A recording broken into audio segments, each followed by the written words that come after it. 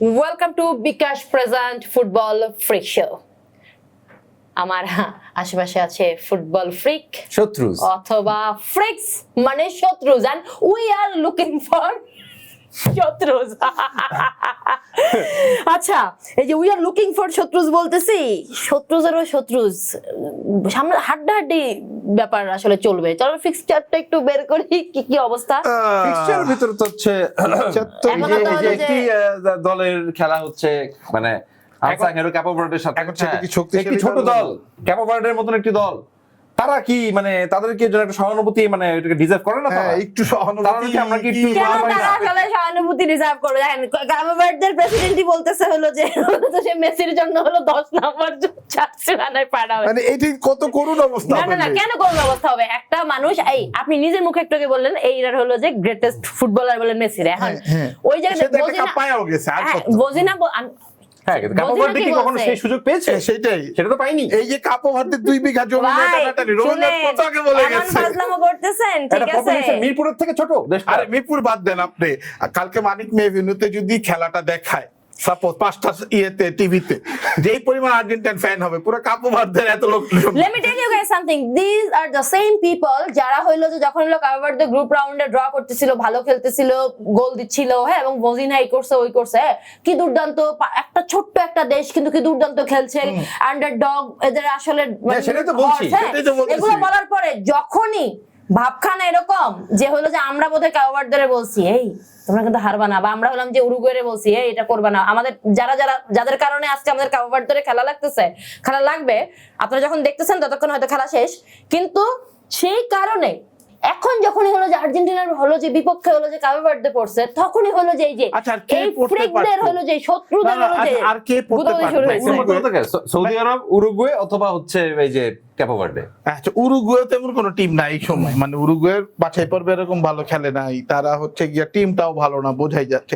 Even আপনি চিন্তা করেন পরের ম্যাচগুলাও কি অস্ট্রেলিয়া, ইজিপ্ট, মানে এই যে এটা দেখলে মানে কি একটা টিম সাপোর্ট করি রে বাবা, মানে কি একটা টিম সাপোর্ট করি যে ফিফারও নাকি কিনে ফেলে, মানে যেটা হলো যে আমরা ওইদিকে যাবো না, আমাদের হিসাব নিকাশ অনেক ধরনের অনেক কিছুই থাকে, বরং আমরা ঠিক আছে না ওইদিকে যাও, এটা মিনিংটাই তো এটা ভাই, মিনিংটাই তো এটা। একটা মিনিট, যদি উরুগুয়েও না পারে, যদি হলো যে কেউ না পারে, তার মানে কি? আমি তো গ্রুপটা তো আমি সাজাই নাই, গ্রুপটা তো আমি সাজাইছি, আমি নুসরাত জেরি সাজাইছি, সাজাই নাই আমি। গ্রুপটা আসলে আসছে কিভাবে? তাহলে তার মানে কি, মানে মিনিংটা কি? এই ধরনের হলো যে মানে ইনডিরেক্ট তীক্ষ্ণ খোঁচা দেওয়ার মিনিংটা তাহলে কোথায় গিয়ে দাঁড়াচ্ছে? আচ্ছা, কেন আমরা বারবার ওর মেজাজ খারাপ, বড় টিম নিয়ে অনেক কথা হবে, আমরা এবার অন্যান্য টিম নিয়ে কথা বলি। আমাদের এখনো হাতে হলো যে স্পেন আছে, আমাদের ইংল্যান্ড নিয়ে আছে, কাপো ভার্ডে নিয়ে কথা বলতেছিলেন। কাপো ভার্ডে ছোট টিম নেই, এই ধরনের কথা একদমই বলা যাবে না। ফুটবল প্রেমী হয়ে কাপো ভার্ডেকে ছোট টিম বলা একদমই হলো যে যাবে না। বড় টিম না হোক, কিন্তু ফুটবলে হলো আপনি দেখতে পাচ্ছেন না কি যে কি জার্মানি বাড়ি চলে গেছে না, নেদারল্যান্ড গেছে না, সো দিন শেষে আপনি তো প্যারাগুয়ের আপনি দল হিসেবে না এক্স্যাক্টলি হিপোক্রেসি।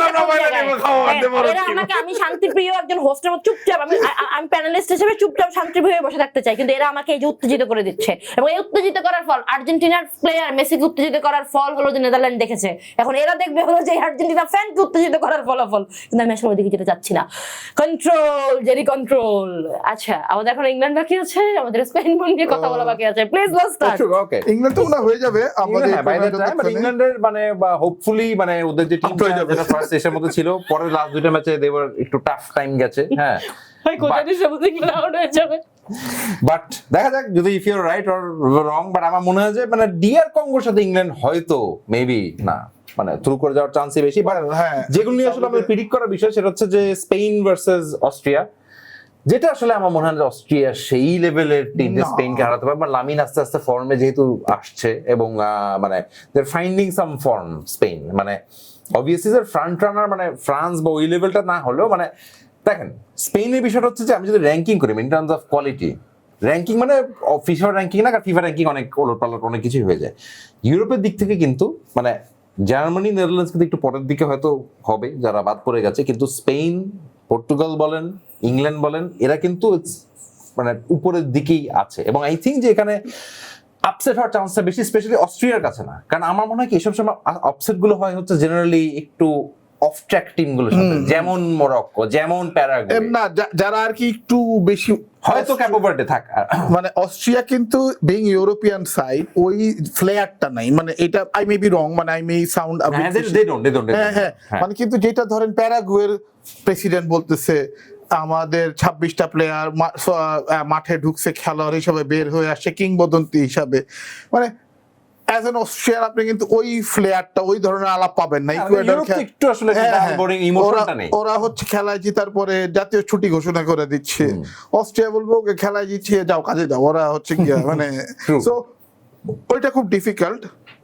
আবার হ্যাভিং সেড দ্যাট, মানে এক ইউরোপের টিম আরেক ইউরোপের টিমকে হারানো, বেটার ইউরোপের টিমকে হারানো মোস্টলি ডিফিকাল্ট হয়ে যায় ওয়ার্ল্ড কাপে, মানে আমি এরকম হিস্ট্রি কম দেখছি। মানে এটা একটা বড় চান্স থাকে, ধরেন যদি একটু পুশ করে খেলাটা এক্সট্রা টাইমে নিতে পারে, হ্যাঁ মানে একটু মানে ডিফেন্ডটা ভালো করে সেখান থেকে আমরা না এই শোতেই বসে হলো যে সেই কিংবদন্তি কোচদের কোচের এক নাক নিয়ে এত কথা বললাম, এখন দেখেন কোচ একটা বিষয়, এই যে আমরা একটু আগে আনচেলত্তিকে নিয়েও আমরা কথা বলতেছিলাম অনেকক্ষণ, কিন্তু কোচের আমি খুব খারাপ একটা উদাহরণ দিই, আমি হচ্ছে এই যে ওয়ার্ল্ড কাপের আগে এই কথা বলছিলাম যে একজন ভালো বাবুর্চি, কিন্তু তার তো মাংস থাকতে হবে, তার তো আর হচ্ছে ডাইল দিয়ে বিরিয়ানি করতে পারবে না, যে আপনার হচ্ছে হলো যে Did you just call Austria dial man? Austria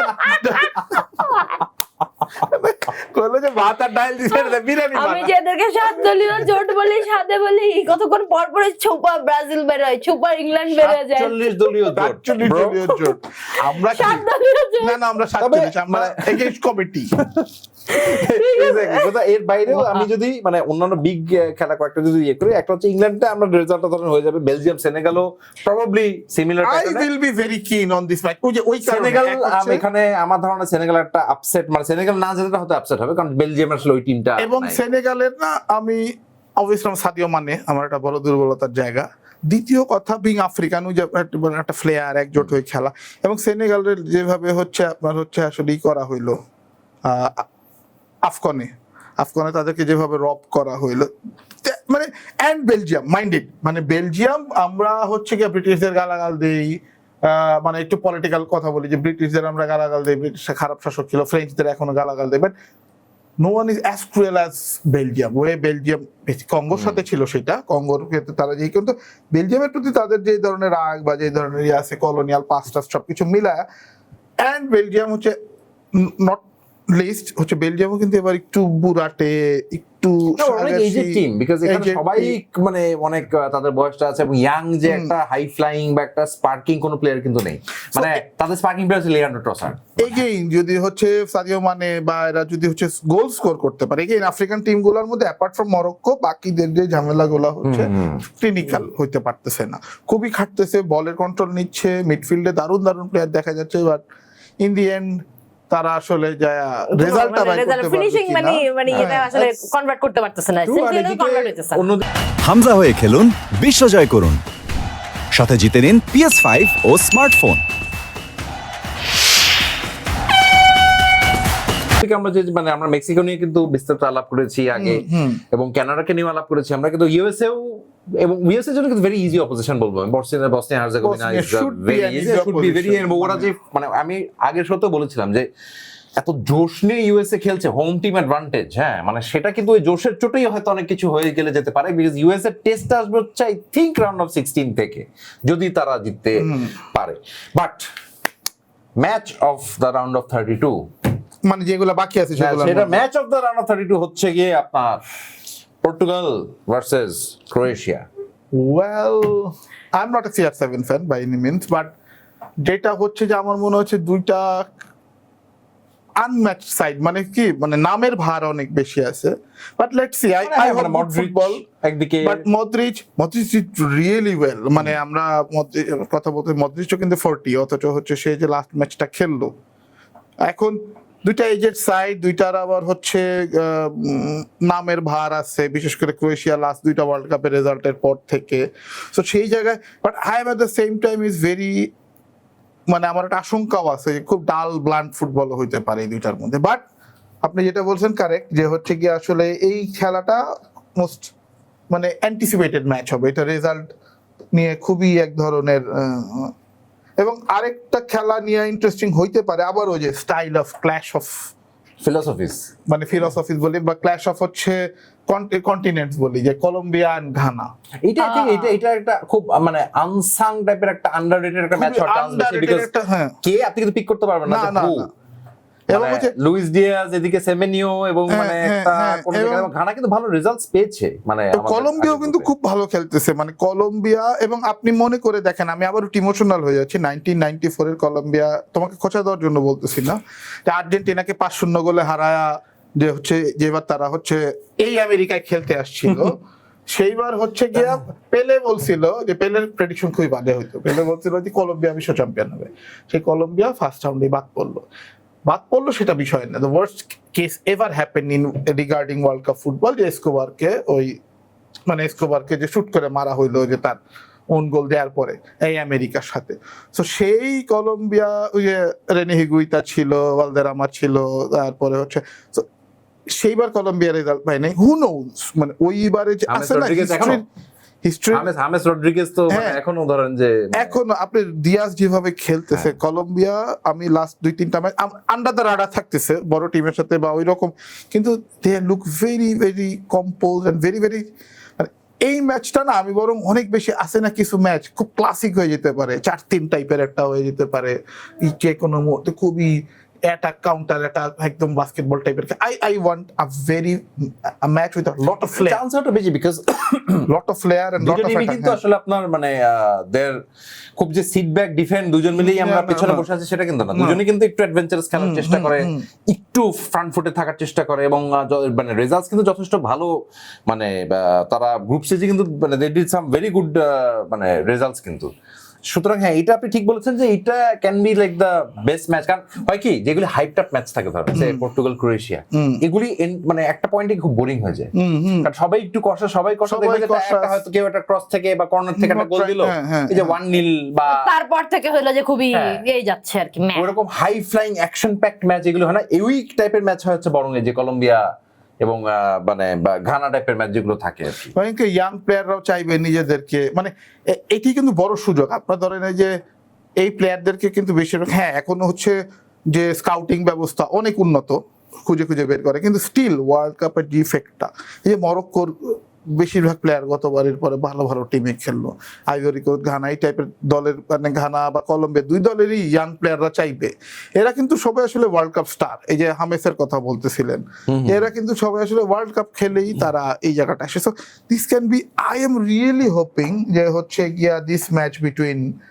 Colombia and Ghana will be a classic. ঘানার ক্লাসিকের সাথে সাথে আমার মনে পড়লো ঘানার সবচেয়ে ক্লাসিক ব্যাপার, যে কারণে ঘানা নিজেদের খেলার চেয়ে বেশি আলোচিত হয়েছে এই ফুটবল বিশ্বকাপে, সেটা হলো আরে এই যে তান্ত্রিক, বাবা তান্ত্রিক, প্লিজ বাবা তান্ত্রিক কে দেখা, বাবা তান্ত্রিক একটা সুন্দর প্রেডিকশন করেছে কিন্তু, হ্যাঁ সে জানে কি একটা করেছে, একটি বিশেষ দলকে বলেছে যে সেই দলটা সেকেন্ড হাফে কি হবে সেই দলটার, হ্যাঁ আমরা ওদিকে যাচ্ছি, সেই দলটার নাম নিয়ে ধরেন যে পাশ থেকে হঠাৎ করে মানে একটা বিস্ফোরণ হয়ে যেতে পারে, আমরা ওইদিকে যাবো না, হ্যাঁ আমরা সব মানে এইসব কথা বলে ঠিক কোনটা বলা বাকি রাখেন, মানে এই হলো যে এই ধরনের, ঠিক আছে অন্য দলকে নিয়ে কথা বলে, এই যে কমল যে দলটি একটা যে হেরে গেল, আমরা কমলা দলটিকে নিয়ে কথা বলবো না, আমরা ওই তান্ত্রিক ব্যাটাকে নিয়ে কথা বলতে যাচ্ছি। আমি ভাই আবার প্রেডিকশনটাতে বললাম তান্ত্রিক ব্যাটাকে নিয়ে, প্রোডিউসার এরপর থেকে যদি হলো যে আমি এগুলা কিন্তু হলো যে রীতিমতো আমার উপর গ্যাং আপ করা, আমি একটা মাত্র আমি ছোট্ট একটা মানুষ, এরা হলো ছোট্ট একটা মানুষ জেতার পরে মনে করেন যে আয় এখন ছোট্ট একটা মানুষ জেতার পরে এইভাবে দুজন মিলে তুমি তো জেনজি, তাহলে তুমি জেনজি, এটা তুমি মানতে, আমি কেন জেনজি হব আজব, আমি ছোট্ট একটা মানুষ বলছি, আমি কি মানুষ, আমি বলেছি সেই হিসেবে আমরা এইটুকু মন, আর প্রতিদিন এরা হলো যে আমাকে এইভাবে আঘাত করে, ঠিক আছে প্রতিদিন না, আর্জেন্টিনা জেতার পরে শুধু এই সাপোর্টার গুলোর জন্য হলো যে এরা আমাদের কিংবদন্তি তো ছাড়েই না, আমাদেরকেও ছাড়ে না, মানে আমরা যত ভদ্র ব্যবহার করি তত পেয়ে বসে, এই জন্য আজকে আমি একটু উত্তেজিত হয়েছিলাম। যাই হোক, এই ঘানার ব্যাটাকে যদি আসলে পাই এই ধরনের লোকজনের মুখ বন্ধ করার জন্য, ওই ঘানার ব্যাটার বাইরে যদি আর কোনো ধরনের কোনো উপায় থাকে প্লিজ লেট মি নো। এই উপায় থেকে মনে পড়ে জার্মানি নিয়ে আমরা এত ফাইজলামি করে কথাবার্তা বলতেছিলাম, ভাই আপনাদের ওই লোকটার কথা মনে আছে যে জমি বিক্রি করে জার্মানির পতাকা হলো যে বাংলাদেশেরই এক ভদ্রলোক, মানে 7 কিলোমিটার পতাকা বানাইছে। I really want to know uncle how are you doing, আপনি কেমন আছেন? আমি জাস্ট ও মাই গড, মানে তখন এটা বলছিলাম যদি জার্মানি হারবে এইভাবে বলি না, এবারে আসলে ফুটবল ফ্যানদের এক একজনের এক এক ধরনের পাগলামি আছে। আমি বলতেছিলাম একটু আগে যে আমাকে হলো যে প্রোডিউসারকে বলতেছিলাম না যে আমাকে পাবে না যদি কোনো ঘটনা আচ্ছা ঘটে যায়। আমি জানি না আমার লোকজন রেসিভ বলতে পারে, কিন্তু ব্রাজিল আর আর্জেন্টিনার নাকি সেমিফাইনাল খেলার চান্স আছে। যদি হয় তাহলে আসলে I want to go to ব্রাহ্মণ। যদি হয় আর কি হয় না হয়, আমি আসলে Oh কোনো একটা my জায়গায় God! ব্রাহ্মণবাড়িয়ার কোনো একটা Yeah. জায়গায় যদি ফ্যান হয় প্রথম জিনিস হচ্ছে আমি ফোন টোন ফেসবুক ডিঅ্যাক্টিভেট সবকিছু বন্ধ করে বসে থাকবো সারা। তা আমি এবং তারপরের দিন ডিপেন্ডিং অন আমি- আজকে ইনফ্যাক্ট অফিসে আলোচনা চলছিলাম, আমি বলতেছিলাম যে আমি যদি পিএম এর জায়গায় হইতাম আমি হচ্ছে ওই দিন 3 ঘন্টার জন্য কারেন্ট বন্ধ করে দিতাম, যে ভাই কারেন্ট বন্ধ, দেশে জাতীয় গ্রিডে গ্যাঞ্জাম লাগছে। মোবাইল আর নেট আছে, কোথায় যাবেন কোথায় যাবেন আপনি? লোকজন বলতেছে না না ওই তো সবকিছু একসাথে, জাতীয় গ্রিডের গন্ডগোল টন্ড হচ্ছে, তখন লোকজন বলতেছে ভাই যুদ্ধ লেগে যাবে, আপনি আর্জেন্টিনা খেলার এখন আপনি দেখেন স্ট্র্যাটেজি প্রবলেমটা কোথায়। আপনি 2 ঘন্টার ফুটবল খেলা, তো 2 ঘন্টা আপনি আটকে রাখতে পারলে, কিন্তু খেলা যদি আপনি দেখে এবং খেলার পরে যা হবে মানে ভাই আমি এত কিছু জানি না, আমি অফিস থেকে অগ্রিম, এবার সেটা যাই হোক না কেন, কারণ কে কার ফোন টোন বন্ধ করবে জানি না, আমি হলাম যে ছুটি নিয়ে যে কোনো 2টা দেয়, একটা আমার খুঁজে পাওয়া যাচ্ছে না, আমি জাস্ট ডান এন্ড ডাস্টেড। আপনি চিন্তা করেন যে হচ্ছে ইয়েতে কি হবে, মানে ব্রাহ্মণবাড়িয়ার অবস্থা কি ও হবে, মাই গড। তারপরে হচ্ছে এই যে সব জায়গায় সব জায়গায় হাসপাতালের হার্ট ইউনিট গুলার অবস্থা কি হবে, মানে আগে থেকে একটা হলো যে আপনাদের জন্য না হয় যে কারো একজনের কাজে লেগে যেতে পারে, আসলে আমরা আগে থেকে একটা বুকিং দিয়ে প্রোডিউসার সাহেব একটা হলো যে যদি বুকিং দেওয়া যায় প্লিজ ডু দ্যাট, কোনো পক্ষের কাজে লেগে যেতে পারে। প্রেডিকশন আলটিমেটলি কাজের কাছে একজন বিখ্যাত ইকোনমিস্ট আছেন যিনি হচ্ছে 2014 তে প্রেডিক্ট করেছে জার্মানি জিতবে, 18 তে প্রেডিক্ট করে ফ্রান্স জিতবে, 22 প্রেডিক্ট করে আর্জেন্টিনা জিতবে, উনি 2026 কাকে প্রেডিক্ট করেছিল জানেন? নেদারল্যান্ডকে সুতরাং এইসব জল্পনা কল্পনা করে আমরা যেটা ভাবি সেটা হয় না, যেটা ভাবি না সেটাই হয়। সো আলটিমেটলি এবং হলো যে এটাই বাস্তবতা, এবং আমার বাস্তবতা কি হবে সেটা আমি আসলে জানি না দর্শক, যেটাই বাস্তবতা হোক, হয়তো খুশিতে কান্না করে দিতে পারি, না হলে দুঃখে আমি গায়েব হয়ে যেতে পারি, কিন্তু আপনারা গায়েব হবেন না, আপনারা থাকুন ফুটবল ফ্রিক শোর সাথে, আপনাদের সঙ্গে আবার হয়তো দেখা হবে।